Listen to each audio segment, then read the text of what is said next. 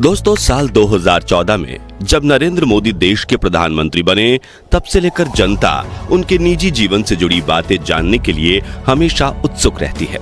जैसे कि प्रधानमंत्री नरेंद्र मोदी को भोजन में क्या खाना पसंद है, उनके खाने और कपड़े का खर्च कौन करता है, पीएम जिस पंचवटी आवास में रहते हैं वो घर कितना बड़ा और सुरक्षित है, और 7 लोक कल्याण मार्ग पर स्थित इस बंगले में मौजूद खुफिया सुरंगें कहां जाती हैं।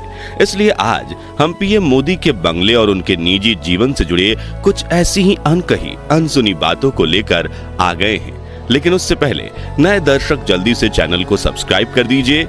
प्रधानमंत्री नरेंद्र मोदी का सरकारी आवास राजधानी दिल्ली के ल्यूटन जोन में 7 लोक कल्याण मार्ग पर स्थित है, जिसे पहले रेस कोर्स रोड यानी कि RCR भी कहा जाता था।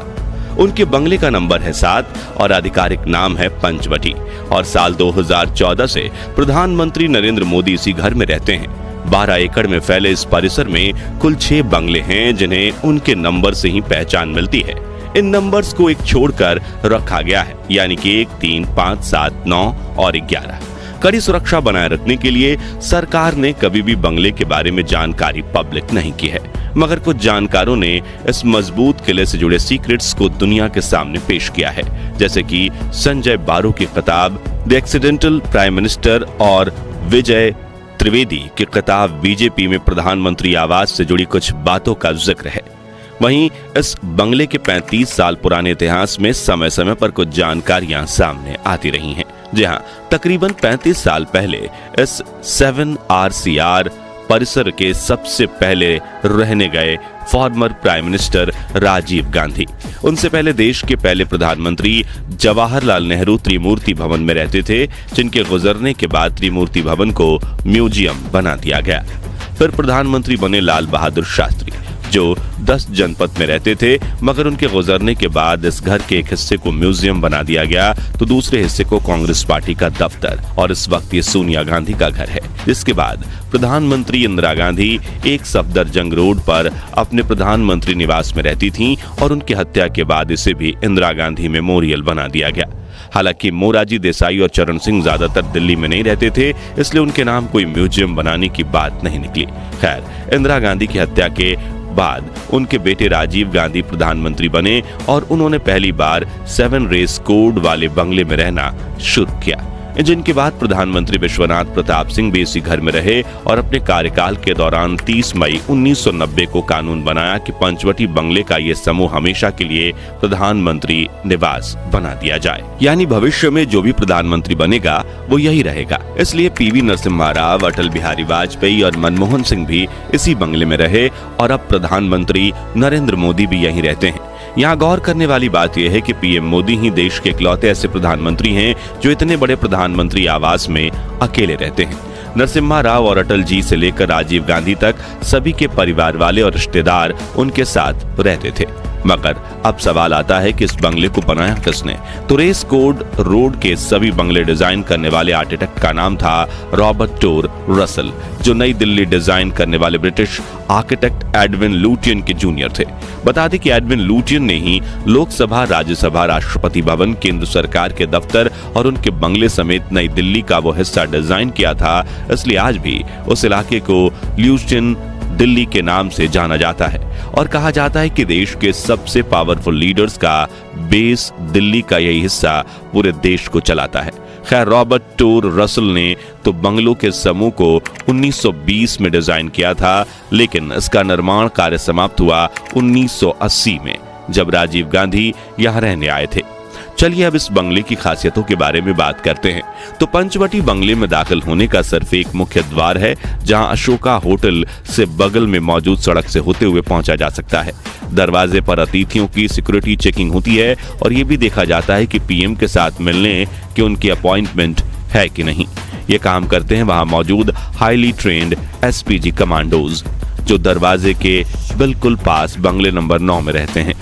फिर आता है नंबर 7 का बंगला, जिसके नाम पर ही प्रधानमंत्री के आवास को 7 रेस कोर्स रोड के नाम से पुकारा जाता था। इस बंगले का इस्तेमाल प्रधानमंत्री नरेंद्र मोदी अपने होम ऑफिस के रूप में करते हैं। यहीं बैठकर प्रधानमंत्री नरेंद्र मोदी देश के भविष्य को लेकर कई फैसले लेते हैं, क्योंकि उन्हें देर रात 1 बजे तक जागकर काम करने की आदत है। वहीं सेक्रेटरिएट बिल्डिंग के साउथ ब्लॉक में मौजूद प्राइम मिनिस्टर ऑफिस में मोदी जी जिन लोगों से नहीं मिल पाते उन्हें कई बार मीटिंग के लिए यहां बुला लिया जाता है। वहीं प्रधानमंत्री मोदी 5 नंबर के बंगले में रहते हैं। हालांकि मनमोहन सिंह 3 नंबर के बंगले में रहते थे, लेकिन अब उसे गेस्ट हाउस बना दिया गया है।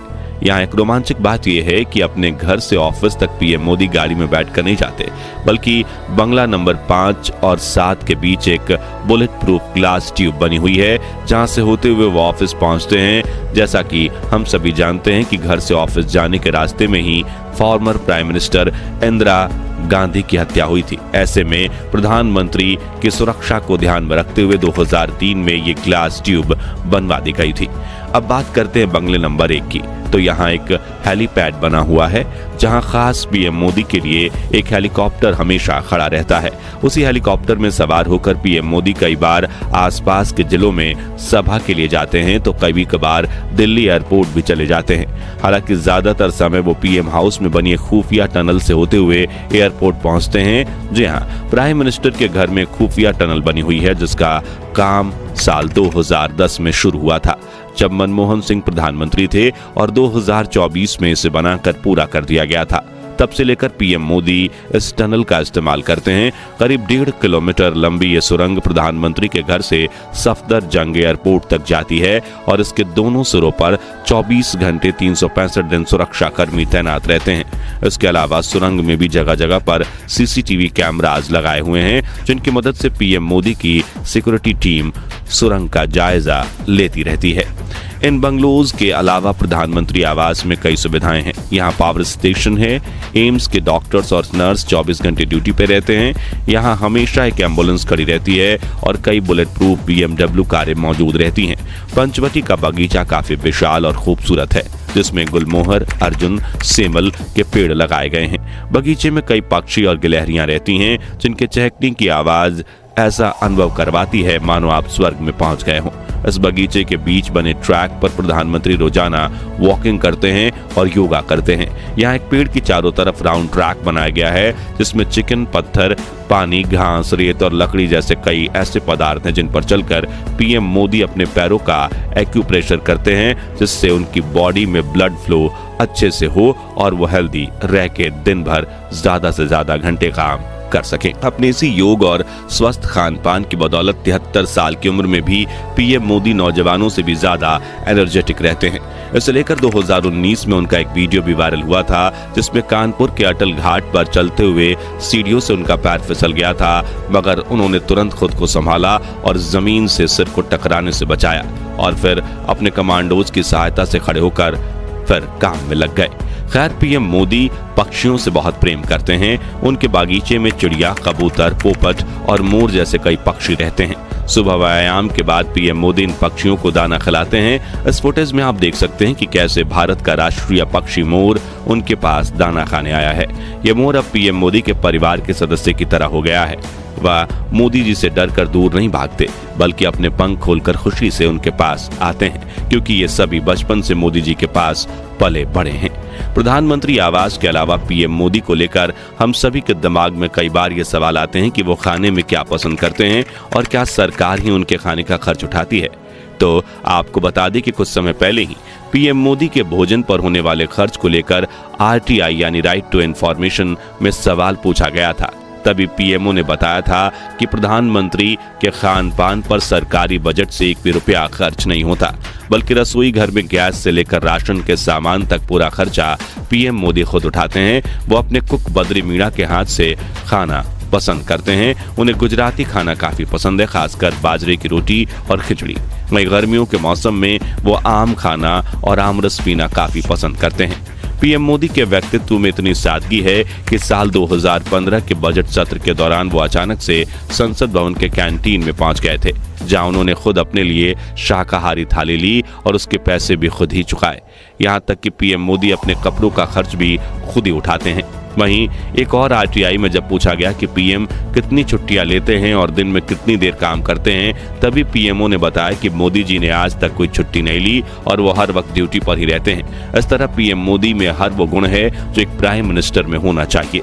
उनके नेतृत्व में पिछले 10 सालों में भारत ने इतनी प्रगति की है कि जीडीपी के मामले में हम विश्व के 5वें सबसे बड़े देश बन गए हैं। तो दोस्तों, आपको पीएम नरेंद्र मोदी की दिनचर्या और प्रधानमंत्री निवास कैसा लगा, और क्या आप इस सीरीज का नेक्स्ट पार्ट देखना चाहते हैं? कमेंट्स में बताइए। साथ ही जल्दी से वीडियो को लाइक और शेयर भी कर दीजिए, क्योंकि अगले पार्ट के लिए इस वीडियो का लाइक टारगेट है 11,000 लाइक्स का। और भारत के महान राजनेताओं के जीवन से जुड़े ऐसे रोमांचक वीडियोस के लिए चैनल को सब्सक्राइब करके पास वाली घंटी जरूर बजा दीजिए। जय हिंद, जय भारत।